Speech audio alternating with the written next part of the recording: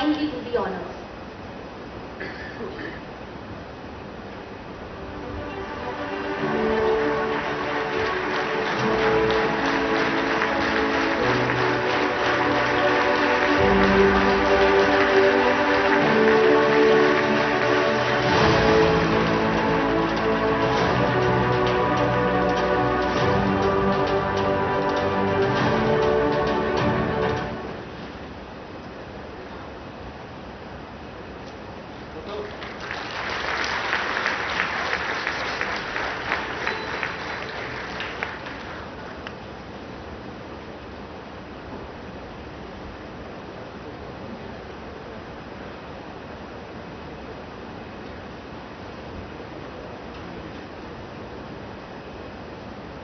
I now invite the Governor of Reserve Bank of India and Chairman of NITM's Governing Board, Shri Shaktikanta Das, to say a few words on this occasion.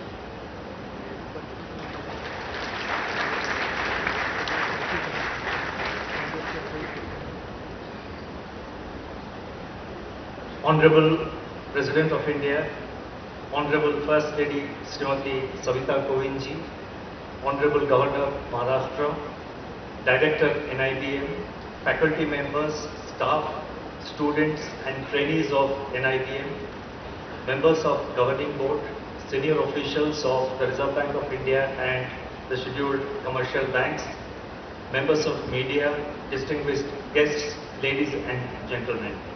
It's a matter of immense pride to have in our midst the Honorable President of India on this momentous occasion. His presence here is a source of great inspiration to all the stakeholders, to the staff, the faculty and everyone associated with the NIBM. The Golden Jubilee celebration of an institution is indeed an event of great joy. But when it is for a national institution such as the NIBM, it's a matter of pride and glory. The presence of the Honorable President, as I mentioned earlier, reflects the importance ascribed by the Honorable President to an institution which has a stellar role in shaping leaders for the financial sector in India. On this momentous occasion, I deem it my privilege to also congratulate and convey my best wishes to all the faculty and staff members of NIBM for this achievement. Recently, in his joint address to the Parliament on the eve of the budget session, the Honorable President had spoken about a new India which enriches the 21st century world with the power of its knowledge. Institutions like NIBM will significantly contribute to this process in the years and months to come. Recognizing the need for skill upgradation and capacity development in the financial sector, the Reserve Bank of India, in consultation with the Government of India, established the NIBM and positioned it as a leading think tank for the banking sector. Since its inception in 1969, NIBM over the past 5 decades has contributed immensely to the capacity building needs of the banking sector in India. It continues to facilitate the sector's transition into the 21st century, which is witnessing rapid confluence of ideas, knowledge and innovation-driven change. The banking sector has benefited a great deal with the absorption of technology.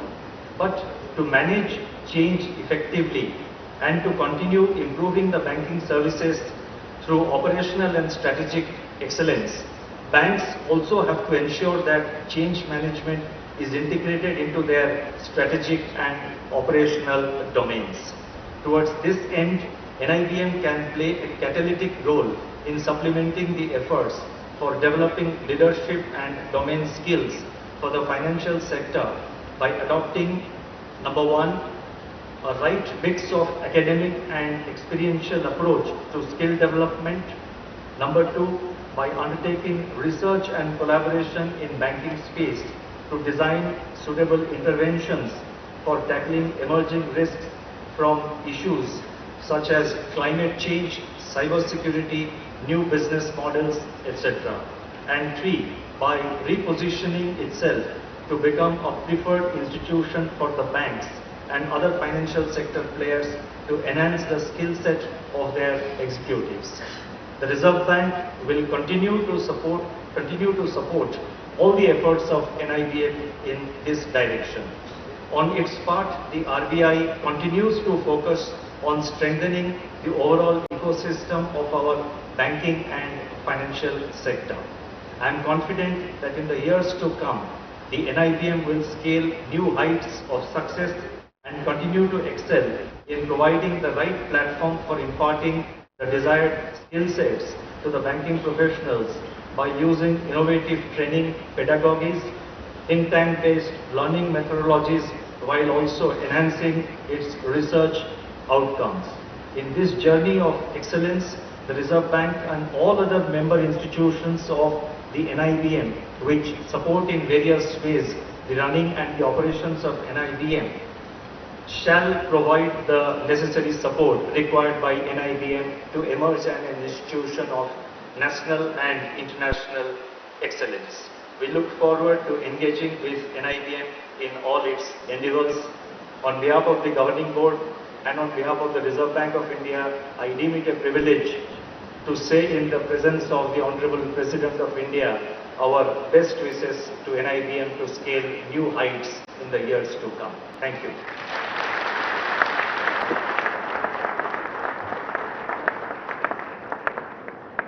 Thank you, sir, for your gracious tribute to NIBM and your cordial wishes to the NIBM family. May I now request the Honorable President of India to kindly deliver NIBM's Golden Jubilee Address. Ladies and gentlemen, Shri Ramnath Kovind, the Honorable President of India.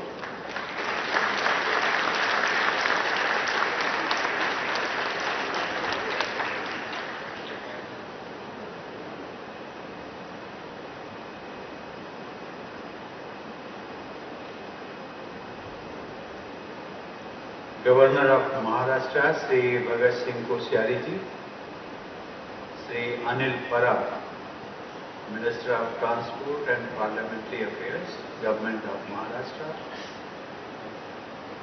Governor, Reserve Bank of India, Sri C. Kanta Das ji, Director, National Institute of Bank Management, Dr. K. L. Dhingra, members of Governing Board, students, faculty, and staff members, distinguished guests, ladies and gentlemen. It gives me immense pleasure to be here with all of you on the occasion of the Golden Jubilee of the celebrations of National Institute of Bank Management. 50 years of service to the nation is a matter of pride. I offer my hearty congratulations to everybody associated with the Institute on this occasion. It was the great foresight of Reserve Bank of India and banks to have set up the National Institute of Bank Management for capacity building. It was founded as an autonomous apex institution for research, training, education and consultancy in bank management. It has been living up to its mandate. I gather that since inception, more than 1.1 lakh bankers have been trained here. NIBM campus has also hosted nearly 9,000 international students. The institute has thus contributed immensely to the building of India's soft power abroad. During my visits abroad as President, I am glad to see youngsters from India as well as those educated or trained in India making an impact. Ladies and gentlemen, banks are fulcrum of our economic system. Their efficiency in this role has earned trust and respect of people. Our Constitution promised economic justice for all citizens. Banks were considered the crucial vehicle to deliver this constitutional commitment. On this occasion, I commend banks in India for charting out a mandate well beyond their traditional role as a financial intermediary. They have been an integral part of a state's efforts to reach out to every section of our population. Over the years, banks have played a sterling role in fueling India's economic growth. At the time of independence, the banking sector faced many challenges, including lack of presence and instability.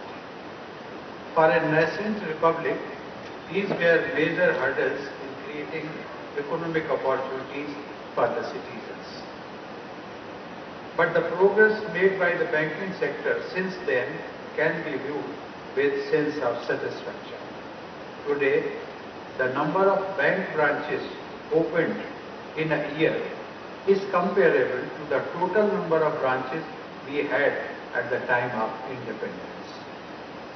Banks have made their presence felt in most of villages in India. Regulatory oversight of the Reserve Bank of India has also brought greater stability to banking operations. I have learned that recently the role of Reserve Bank of India as a regulator has been enhanced.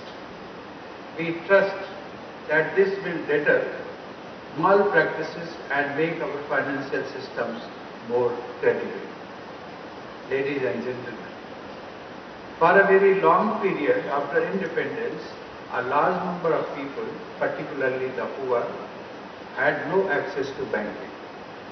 Efforts made by banks under Pradhan Mantri Jan Dhan Yojana have significantly changed this position. One can say that never before in history have so many been brought into the fold of the formal financial system. As the scheme progressed, nearly 35 crore bank accounts have been opened. This number is larger than the population of all countries except ours and China's. I heartily commend the efforts of all individuals in the banking sector in making it possible.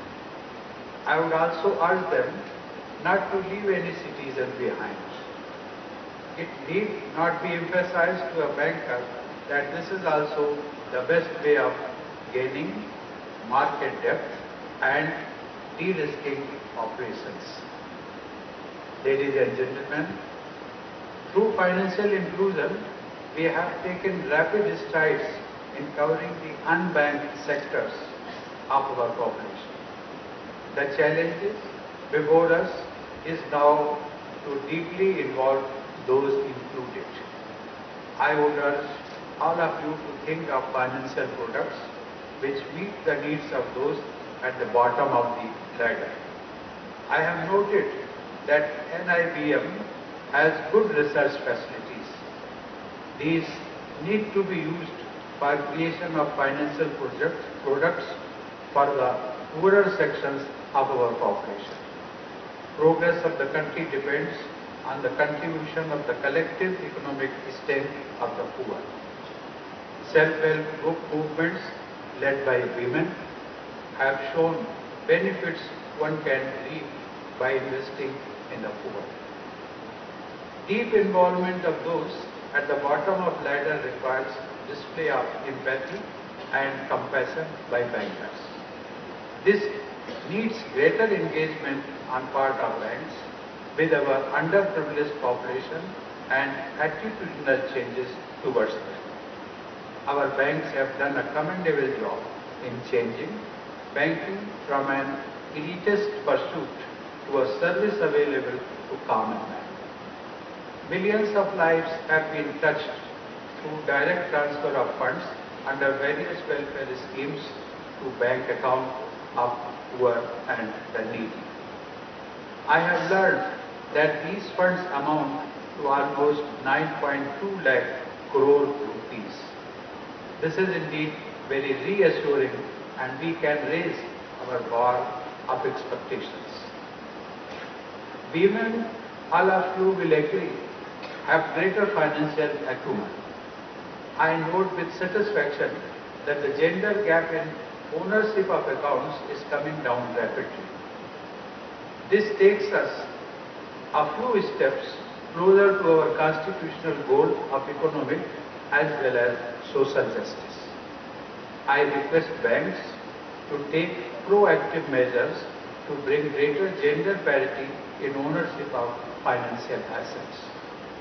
As part of our social responsibility, banks can adopt certain geographical areas for increasing financial awareness among women. NIBM may consider designing toolkits which banks can use. Ladies and gentlemen, I had the opportunity to meet many Divyang persons during my visits to different parts of India. My interaction with them revealed their tremendous potential when provided an enabling environment. Divyang are more than 2% of our population, and we have to make every effort to fully integrate them in the financial mainstream. I gather that Reserve Bank of India has issued detailed guidelines regarding easy access of banking facilities to Divyang Jan. I will urge Reserve Bank of India to proactively take all measures to improve access of financial services to our Divyang sisters and brothers. Ladies and gentlemen, India has become one of the largest economies in the world. Banks have been a constant part of India's growth saga. As India aims to become a $5 trillion economy, the banking sector has to start preparing for the next big leap. This mainly involves banking with the unbanked and securing the unsecured. In this pursuit, I urge NIBM to take responsibility of creating a pool of trained human resource which is skilled to serve banking institutions of global standards. India's future journey will be greatly helped if banks exhibit deeper reach and become more efficient. Given the growing size of our economy, we should aim to have more than just one name in the world's top 100 banks. Our future roadmap will also have to consider our demographic dividend. Banks have a significant role to play in ensuring that this advantage is suitably leveraged. Schemes such as Mudra and Startup India are channeling funds to aspirational districts and entrepreneurs. I will request all bankers to keep a keen eye and not let a good idea die for lack of funding. Ladies and gentlemen, banks have been at the forefront of adopting technology. Innovations such as faster settlement of systems, internet banking and payment banks have made banking much easier for a customer. Global admiration, which indigenously developed United Payment Interface has drawn, is a tribute to leadership provided by Reserve Bank of India, and all Indians can be proud of this. I am certain that banks are keenly looking at new emerging technologies to maintain high standards. I trust Reserve Bank of India is also providing necessary guidance as well as addressing the issue of proper safeguards in adoption of technology. Ladies and gentlemen, after independence, banks were considered part of a social contract of ensuring growth with equity. Considering importance of banks in the economic system of the country, Banking Regulation Act was implemented in 1949. Founding fathers of our nation were very conscious of the role banks have to play as holders of public trust. I will exhort all bankers to judge their actions by this touchstone given to us. As custodian of public money, banks have significant fiduciary responsibility in the economy. They have to take all possible prudential measures to ensure that trust is not betrayed in any manner. Recent proposal to enhance deposit insurance coverage from rupees 1 lakh to rupees 5 lakh is a positive step in the direction of assuring our savings. From a small beginning, banks have become multicultural organizations. Banks therefore stand for the values of plurality enshrined in our Constitution. It is important that we continue to pursue equality and diversity both within the banks as well as in extending our services to the society. It is heartening to note that the NIBM has come to be widely recognized as a center of learning and excellence in India and abroad. I gather that NIBM is deploying manpower to meet evolving requirements of our banking sector. I congratulate Governor, Reserve Bank of India, current and past directors, faculty and staff of the Institute for this achievement and look forward to their greater dedication and contribution towards supporting the banking industry. I wish students and faculty of NIBM all success in their future endeavors and many glorious years ahead. Thank you. Jai Hind.